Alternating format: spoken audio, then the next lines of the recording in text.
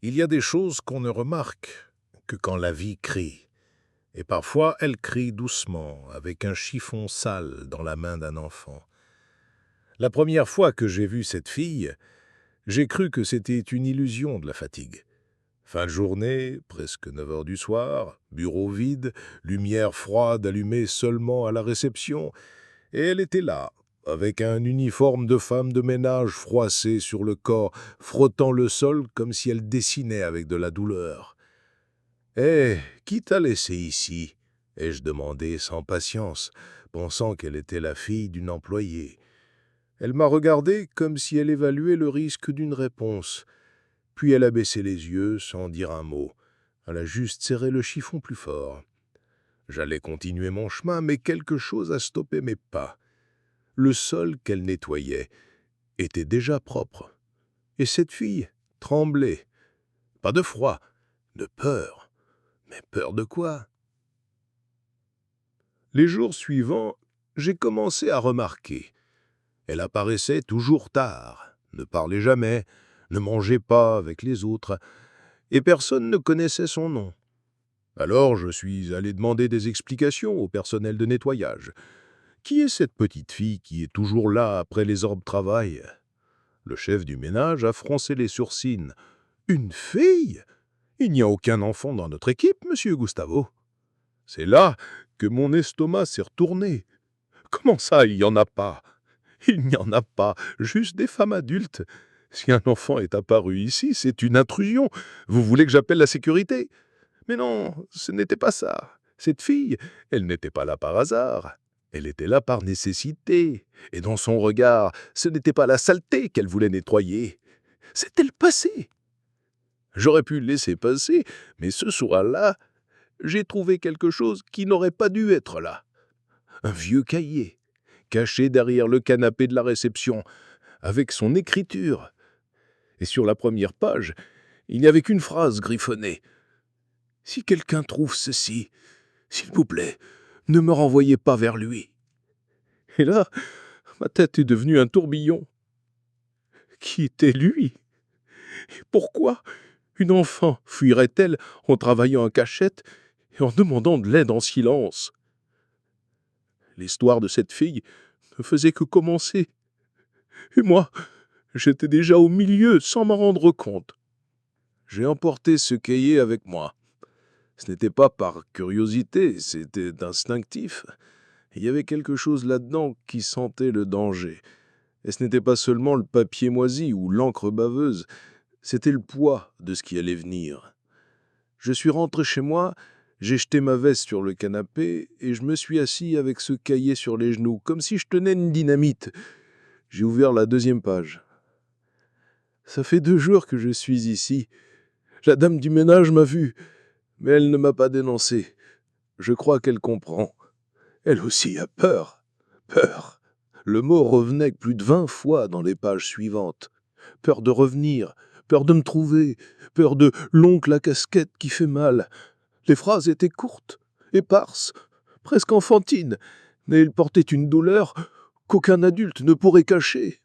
Et moi, j'étais un entrepreneur habitué aux chiffres, aux contrats et aux gens qui mentent en te regardant dans les yeux.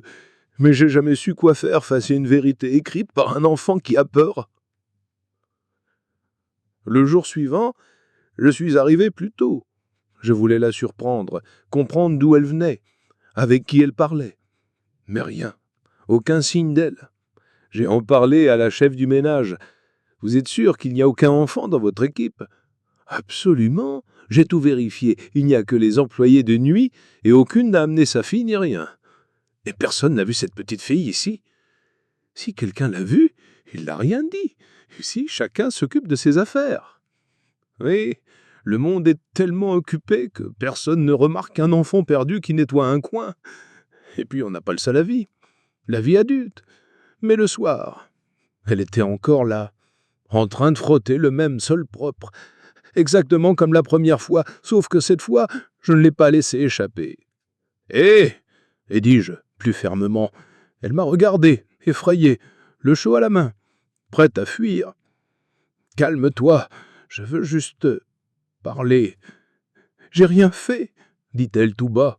d'une voix plus raquée que du papier déchiré. « Je sais, mais tu devrais pas être ici. Dis-moi ton nom. » Elle a hésité, puis elle a juste dit « Il vaut mieux que vous ne sachiez pas. » Une phrase de vieux, de gens qui ont déjà pris des coups de lit, mais dite par une fillette de 7 ans environ. Je suis resté silencieux. Elle s'est retournée, allait fuir à nouveau. Mais j'ai lancé « Tu as oublié ton cahier !» Elle s'est figée. Ses épaules ont tremblé. Et puis elle a commencé à pleurer, sans bruit, juste son corps secoué de sanglots contenus. À ce moment-là, j'ai compris que son ménage n'était qu'un prétexte. Ce qu'elle voulait vraiment, c'était disparaître. Mais les gens comme ça ne disparaissent jamais complètement. Pas tant qu'il y ait quelqu'un prêt à écouter ce qu'ils ne savent pas dire. À la page suivante du cahier, il y avait un dessin. Simple, fait au stylo noir. Un homme avec une casquette, les bras croisés, l'air en colère. Et à côté, une petite maison avec une porte fermée à clé. Il dit que je lui appartiens, que personne ne voudra de moi. C'était ça. Ce fameux lui était quelqu'un de proche. Peut-être un parent, peut-être un tuteur.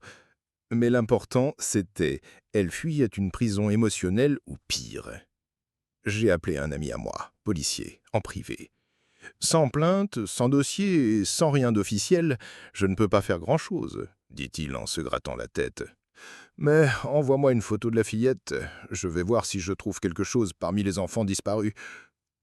Ce soir-là, quand elle est réapparue, j'ai essayé de lui parler de nouveau, mais cette fois, j'ai amené quelque chose de différent. Du pain au fromage chaud et une petite bouteille de jus de raisin. Elle a hésité, mais son estomac l'a trahi. Elle s'est assise dans un coin, a pris le goûter à 2 mains et a mangé lentement, comme pour remercier sans mots. « Tu es en fuite, n'est-ce pas ?» Elle m'a regardé dans les yeux pour la première fois. Il me trouve toujours. Mais ici, il n'est pas encore venu. C'est qui, lui? Silence. Ton père? Elle a secoué la tête. Ton oncle? Une larme coulée. Et c'est là que le cahier a pris tout son sens, parce que sur la dernière page que j'avais lue, il y avait une phrase qui maintenant me tordait l'estomac.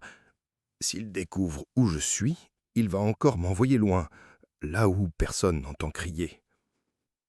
Le fameux oncle à casquette n'était pas juste une figure effrayante, c'était un danger réel. Et s'il était le parent légal de la fillette, alors elle était invisible pour l'État. Sans école, sans médecin, sans personne à sa recherche. Mais maintenant, il y avait moi. Et moi, je suis du genre à fourrer mon nez jusqu'au bout. Je ne savais juste pas que la fin allait faire aussi mal. J'ai envoyé un portrait de la fillette à mon contact au commissariat, pris de loin, discrètement, pour ne pas l'effrayer. Je voulais juste savoir si elle figurait sur la liste des enfants disparus. 2 heures plus tard, la réponse est tombée sèche. Rien. Aucun enfant avec ce profil, aucune plainte déposée, aucun nom correspondant. Pour la loi, elle n'existe même pas. Cela m'a glacé plus encore que si elle était recherchée. Car là, j'ai compris, quelqu'un avait effacé cet enfant de la carte. Et ceux qui font ça, en général, ont de sales raisons. Le soir suivant, j'ai apporté autre chose pour elle. Une couverture ancienne, mais propre. Elle m'a remercié avec les yeux. Elle est restée blottie dans le tissu comme si c'était un bouclier contre le monde. Je ne dirai rien à personne. Mais si vous voulez que je parte, je partirai. Je ne veux pas que tu partes. Je veux que tu aides. Personne n'aide gratuitement. Moi, je aide. Et si tu veux, tu peux me dire ton prénom. Elle a hésité. Après quelques secondes, elle a murmuré « Clara ». Clara. C'était le premier mot qu'elle disait avec confiance. Comme si dire son nom, c'était livrer son âme. Et peut-être que c'était vraiment cela. Mais le lendemain, l'ascenseur de l'immeuble s'est arrêté à l'étage de la direction. Et celui qui est entré dans le hall n'était ni employé ni client. C'était un homme grand, casquette noire, regard dur. Il a observé autour de lui, puis la réception. Et alors, d'une voix sèche, il a dit à la réceptionniste « Je cherche une enfant, petite, cheveux bouclés. Elle a pu apparaître ici. Elle s'appelle Clara. » Le temps est arrêté. La fillette avait un nom, mais elle avait aussi un chasseur. Et maintenant, le jeu allait vraiment commencer. L'homme à la casquette ne semblait pas nerveux. Il semblait entraîné, froid. Chaque pas était comme un avertissement. Je sais ce que je fais, et personne ne m'arrêtera. La réceptionniste, sans se douter de rien, répondit « Désolé, monsieur, personne de ce nom n'est passé par ici. C'est une employée ?» Il a esquissé un sourire en coin, un sourire sans dents, sans âme. « Non, c'est ma nièce. Elle a fugué de la maison. Problèmes familiaux, vous voyez? Elle adore inventer des histoires, mais je suis venu la récupérer. » La phrase « Elle adorait inventer des histoires » résonnait dans ma tête comme un coup mal porté. Il y avait de la haine cachée là-dedans, une menace déguisée en souci. J'ai tout vu depuis la caméra interne du bureau, assis dans mon bureau. Immédiatement, j'ai appelé la sécurité. Ne laissez pas cet homme monter. Dites que c'est le protocole. Et suivez-le quand il partira. Je veux savoir où il va. Le vigile, un gars costaud mais un peu lent, a suivi les ordres sans trop comprendre. Pendant ce temps, je suis allé à l'endroit où Clara avait l'habitude de se cacher, le vieux local de rangement, derrière l'escalier de secours. J'ai ouvert la porte doucement. Et elle était là, recroquevillée, les yeux grands ouverts, comme un petit animal flairant le danger dans l'air. « Il est là, hein ?» Sa voix était brisée. « Oui, mais il ne t'emmènera pas. Il m'emmène toujours. Pas cette fois. » Elle a secoué la tête, presque en ricanant de tristesse. « Vous ne comprenez pas.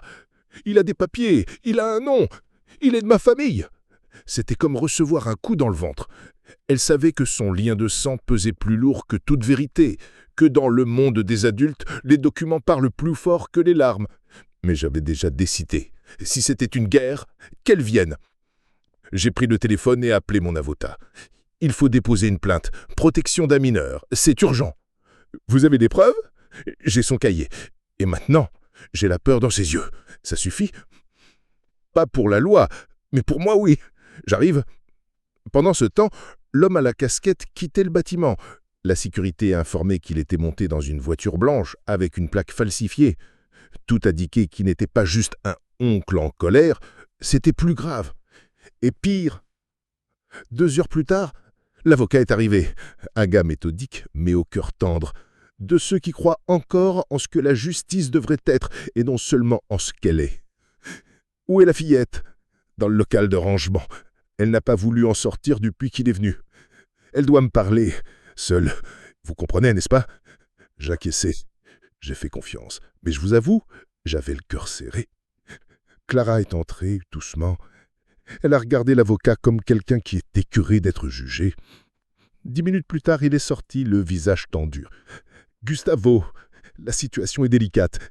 Elle m'a raconté des choses que j'aurais préféré ne pas entendre. Cet homme n'est pas seulement agressif, il est dangereux.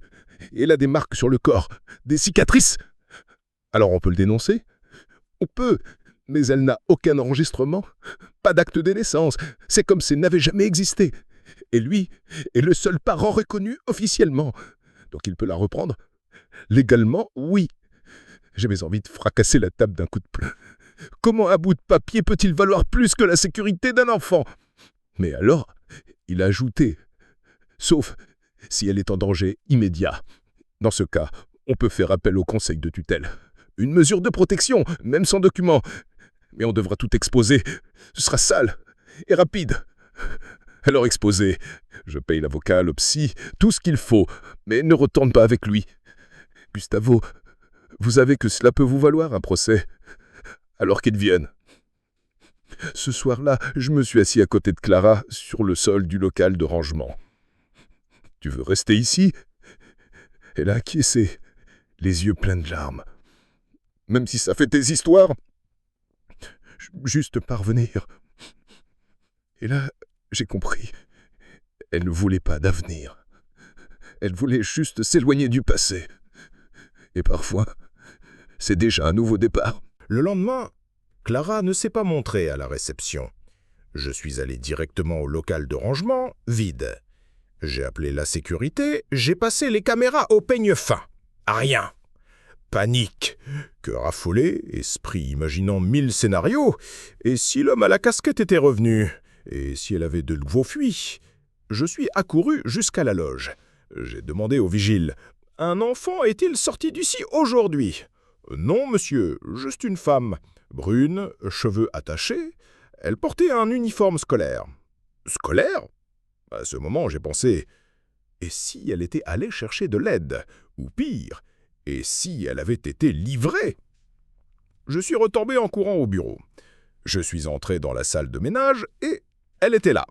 Clara, tête baissée, et à côté d'elle, la femme de ménage, le visage épuisé, comme si elle portait le poids du monde. « C'est moi, » dit la femme. Je lui ai emmené prendre une vraie douche et se faire couper les cheveux. Elle l'a demandé. J'ai regardé Clara.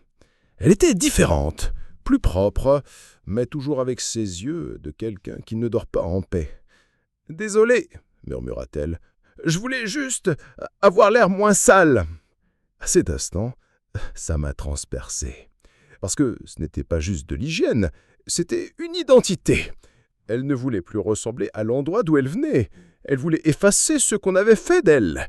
Et pour la première fois, elle a souri. Petit, fugace, mais un sourire. Et j'ai compris, quand on écoute ce qu'on n'a jamais écouté, parfois, il n'y a pas besoin de cris, juste d'un silence en sécurité. Cette semaine-là, Clara a commencé à venir chaque jour. Toujours en fin d'après-midi, toujours à pas feutrés, mais avec les épaules un peu moins repliées. Elle parlait encore peu, mais elle observait, regardait tout. Elle avait soif de comprendre le monde sans être blessée par lui. Nous avons décidé d'aménager un espace à l'étage. Une petite salle improvisée avec des coussins, des livres pour enfants et du papier coloré. C'était peu, mais c'était à elle. « Tu peux rester ici jusqu'à ce que la situation soit réglée, » dit l'avocat. « Mais il nous faut encore l'accord d'un juge. » Clara regarda la pièce avec des yeux de quelqu'un qui n'a jamais rien eu à soi. Elle s'assit doucement, serra un oreiller dans les bras et s'endormit là même. Le lendemain matinée, elle m'a appelé. « Monsieur Gustavo, tu peux m'appeler Gouga si tu veux. » Elle a ri. Premier rire. « Gouga, tu peux me montrer quelque chose ?» Elle a sorti de son sac une pochette en plastique toute froissée. À l'intérieur, des coupures de journaux, une vieille photo et un vieux badge d'hôpital. « C'était mon père. Il est mort il y a longtemps. Après, j'étais chez son frère. Mais quand ma tante est morte, il a changé. Il verrouillait le frigo, il me faisait travailler. Et il disait que personne ne voudrait de moi si je partais. » Mon estomac s'est retourné. « Et ta mère ?»« Je ne l'ai jamais connue. » Ses yeux ont cherché les miens avec une gravité qui ne tenait pas dans un corps d'enfant. « Tu me crois ?»« Je te crois. » Elle a pris une grande inspiration et, pour la première fois, elle s'est redressée comme si elle n'avait plus besoin de s'excuser d'exister. Ce soir-là, je suis resté tard au bureau. Mais avant de partir, je suis passé dans sa petite salle. Elle dormait, recroquevillée dans les coussins. Sur le mur, elle avait accroché un nouveau dessin.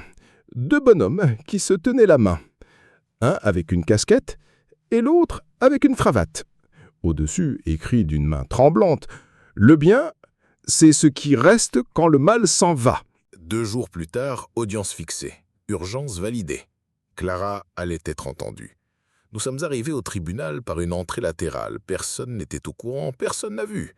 Mais en entrant dans la salle, mon estomac se retournait. L'homme la casquette était déjà là. Chemise repassée, barbe faite, l'expression d'un acteur qui a répété son rôle. Cette fille a des problèmes, elle fugue, invente des trucs. Elle n'a jamais voulu aller à l'école. Je l'ai élevée seule. Et maintenant, ce type ici veut me l'enlever. Le juge, homme froid, regard analytique, se tourna vers Clara. « Tu vas vivre avec lui ?» Elle restait muette, ses yeux tremblaient. « Tu peux parler, ma fille. Ici, c'est un endroit sûr. » Elle a respiré profondément. Il me fermait à clé, me laissait affamé, me faisait nettoyer la maison des autres. Il disait que si je parlais, il allait me faire disparaître. Je ne veux pas y retourner. L'homme à la casquette a frappé la table. « Mensonge! Cette fille est manipulatrice. On l'utilise !» Le juge a frappé du marteau. « Silence !» J'en ai assez entendu. Il s'est tourné vers moi. « Monsieur, vous vous engagez à la garde provisoire ?»« Je m'engage. Et un accompagnement psychologique, scolaire et par un assistant social. Tout est déjà en place. Alors, la garde provisoire est attribuée à monsieur Gustavo Andrade, jusqu'à nouvelle décision. » L'homme à la casquette s'est levé furieux, mais les agents n'ont retenu. Pendant ce temps, Clara me regardait, avec un mélange de peur et de soulagement, comme quelqu'un qui sort d'un labyrinthe pour la première fois. Et là, a commencé à naître ce qu'elle n'avait jamais eu, un avenir. Clara n'a pas changé du jour au lendemain. Elle marchait encore à petits pas, hésitait encore à trop sourire, gardait encore des miettes dans ses poches par peur de manquer de main, mais elle a commencé à poser plus de questions. « Gouga, pourquoi le ciel change de couleur? Gouga, comment marche la machine à café? Gouga, c'est quoi l'adoption ?» Celle-là a fait plus mal que les autres. C'est quand quelqu'un choisit de t'avoir, même s'il ne t'a pas faite. Elle a réfléchi, m'a regardé. « Alors, je peux être choisie? » « Tu l'as déjà été. » Elle a souri, cette fois largement, presque comme un soleil qui se lève dans un endroit qui ne connaissait que l'ombre. J'ai inscrit Clara dans une petite école près de chez moi. La directrice m'a pris dans ses bras en entendant l'histoire. Elle a quelque chose dans les yeux, comme si elle avait vu plus que ce qu'elle aurait dû, mais aussi comme si elle voulait voir ce qu'elle n'a pas encore vu. Et les jours ont passé. Clara est devenue une habitude. Elle est devenue les déjeuners dimanche, le désordre dans le salon, l'espérance. Et un jour, sans que je m'attende, elle a collé un papier sur le frigidaire qui m'a fait pleurer. C'était un dessin de nous deux. Et au-dessus, écrit d'une main tremblante, « Maintenant, j'ai un Gouga. » La petite fille qui voulait juste fuir, voulait maintenant rester.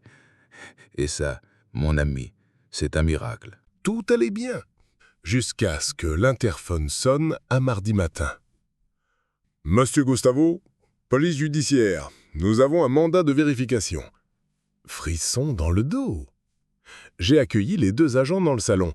Ils m'ont montré un papier. L'ancien tuteur de Clara avait fait appel. Il accusait d'enlèvement, d'influence abusive et d'aliénation parentale. La justice exigeait une nouvelle évaluation de l'environnement de la fillette. Clara était dans sa chambre, en train de peindre avec de la gouache. Quand elle a vu les hommes en uniforme, elle s'est figée. « Ils vont m'emmener ?»« Personne ne va te prendre d'ici, » lui ai-je assuré. « Je l'ai promis, tu te souviens ?»« Une promesse, ça ne retient pas les bras. » C'est là que j'ai compris son traumatisme n'était pas la violence, c'était l'impuissance. La peur de voir, encore une fois, le monde ne pas l'entendre. J'ai montré les documents, j'ai parlé du suivi psychologique, des rapports scolaires, des lettres des voisins, du thérapeute. Tout en règle, tout dans les normes. Les policiers se sont regardés. « Monsieur Gustavo, tout est en ordre ici. Nous devions juste vérifier. Mais ça fait du bien de voir que certaines personnes font encore ce qu'il faut. » Ils ont parti, et je suis retourné auprès de Clara.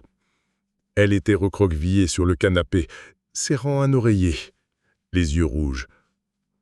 Ils sont partis. « Oui, ils vont revenir ?»« Non, pas tant que je serai là. » Elle a aspiré profondément, puis a murmuré. « Alors, moi aussi, je reste. » Et là, encore une fois, elle n'a pas demandé, elle a choisi. Quelques semaines plus tard, je reçois une invitation collée sur le frigo. Salon des talons de l'école. Élève Clara Andrade. Andrade. Elle avait utilisé mon nom de famille. Et j'ai pleuré comme un père qui voit son enfant marcher pour la première fois. Je suis allé le jour de la présentation. Je suis arrivé tôt. Elle m'a vu depuis la scène et m'a fait un petit signe. Timide, mais heureux. Quand ils ont appelé son nom, elle est montée sur scène avec une guitare à la main. Je ne savais pas qu'elle en jouait, ni qu'elle avait ce courage. « Bonjour, je suis Clara. » Et je vais chanter une chanson que j'ai écrite sur l'endroit où je me cachais et celui où je me suis trouvé. » Un silence profond a envahi la salle. Elle a commencé à chanter d'une voix douce, mais assurée. Les paroles parlaient d'un placard sombre, d'un bruit de clé, d'une fenêtre qui ne s'ouvrait jamais, et puis d'un homme en cravate qui avait offert du pain, une couverture et un nom. Toute la salle pleurait, moi aussi. À la fin, elle a dit « Cette chanson est pour mon Gouga, celui qui m'a vu quand personne ne voulait me regarder. » Il n'y a pas eu d'applaudissements, il y a eu une ovation. Là, la fille qui se cachait est devenue une voix. Le jour de l'audience finale est arrivé. La juge était jeune, mais ferme. Elle a posé de longues questions, consulté les dossiers, lu les rapports, demandé le témoignage de Clara. « Tu veux être adoptée par Gustavo Andrade ?» Clara m'a regardé et a dit « Je ne veux pas être adoptée, je l'ai déjà, je veux juste que madame signe. » Des rires discrets ont rempli la salle. La juge s'est sourie. Demande acceptée. Gouga et Clara Andrade. Nous sommes sortis du tribunal avec les papiers en main et un ciel bleu qui semblait presque symbolique. « Et maintenant, on va où ?» demanda-t-elle. « Partout où tu voudras être vue. » Elle a ri. « Alors on va rester ici même. » Parce que, parfois, le bon endroit, c'est celui où on n'a plus besoin de fuir. Dans le bureau de direction, j'ai accroché un nouveau cadre. C'était un dessin. 2 bonshommes, un en cravate, l'autre aux cheveux bouclés. Au fond, une armoire ouverte avec de la lumière qui en sortait. Au-dessus, écrit « Parfois, ce qui brille, c'est juste quelqu'un qu'on a enfin vu. » Tout le monde me demandait qui l'avait fait. J'ai dit « Ma fille, la fillette qui nettoyait le sol. Aujourd'hui, elle nettoie les blessures des autres avec son sourire. » Elle a commencé des études de psychologie. Elle voulait aider d'autres enfants invisibles. Et moi, je suis resté Gouga, le type qui a gagné la fille que le monde voulait cacher. Des années plus tard, pour ses 18 ans, Clara m'a remis une enveloppe. À l'intérieur, une feuille pliée. C'était la dernière page du vieux cahier, écrite en tout petit. « Si un jour je m'en vais d'ici, je ne veux pas de maison, ni de jouets, ni de maman, ni de papa. Je veux juste quelqu'un qui me dise « non », qui me dise « tu ne mérites pas ça », parce que personne ne l'a jamais dit. J'ai pleuré, encore, parce que là j'ai compris ce qu'elle voulait depuis le début. Ce n'était pas un foyer, c'était une limite, c'était de l'attention. C'était quelqu'un qui dise « ce qu'on te fait, ce n'est pas normal ». Et peut-être que c'est la forme d'amour la plus pure qui existe. L'amour qui dit « je n'accepte pas qu'on te fasse du mal ». Alors, si un jour tu croises quelqu'un de trop petit pour porter autant de douleur, regarde 2 fois. Peut-être qu'il attend juste un nom qui n'est jamais venu, et peut-être que ce sera toi le premier à le dire. Alors, tu en as pensé quoi de cette histoire, hein? Laisse un petit commentaire ci-dessous, un petit j'aime pour soutenir la chaîne, et abonne-toi pour ne pas rater d'autres belles histoires comme celle-ci. À bientôt, de ton papy riche.